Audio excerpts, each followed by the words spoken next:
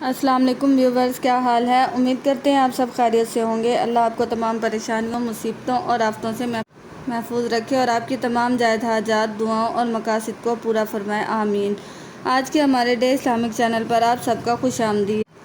آج کا ہمارا موضوع ہے خواب میں جنگل دیکھنے کے حوالے سے۔ اس کی مختلف صورتیں ہیں اور اس کی مختلف تعبیریں ہیں۔ مثلاً خواب میں جنگل دیکھنا، جنگل میں اپنے آپ کو تنہا دیکھنا، یا پھر جنگل میں بہت سی جماعت کے ساتھ دیکھنا، جنگل سے واپس آنا وغیرہ۔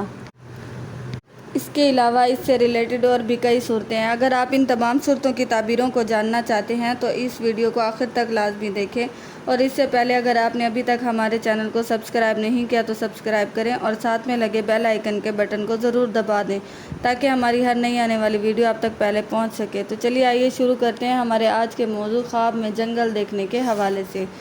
حضرت دانیال علیہ السلام نے فرمایا ہے کہ خواب میں جنگل دیکھنا فراخی اور کشادگی کے مطابق قسمت اور رزق ہے۔ اگر کوئی شخص خواب میں دیکھے کہ وہ جنگل میں اکیلا ہے تو دلیل ہے کہ وہ اپنی کمائی سے بہت سا مال جمع کرے گا۔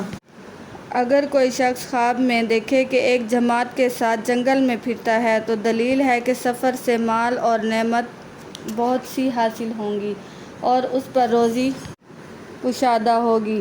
حضرت ابن سیرین رحمۃ اللہ علیہ نے فرمایا ہے کہ اگر کوئی شخص خواب میں دیکھے کہ جنگل سے باہر آیا ہے تو دلیل ہے کہ وہ غم اور پریشانی سے نجات پائے گا، اور اگر دیکھے کہ وہ جنگل میں گیا ہے تو غمگین اور محتاج ہوگا۔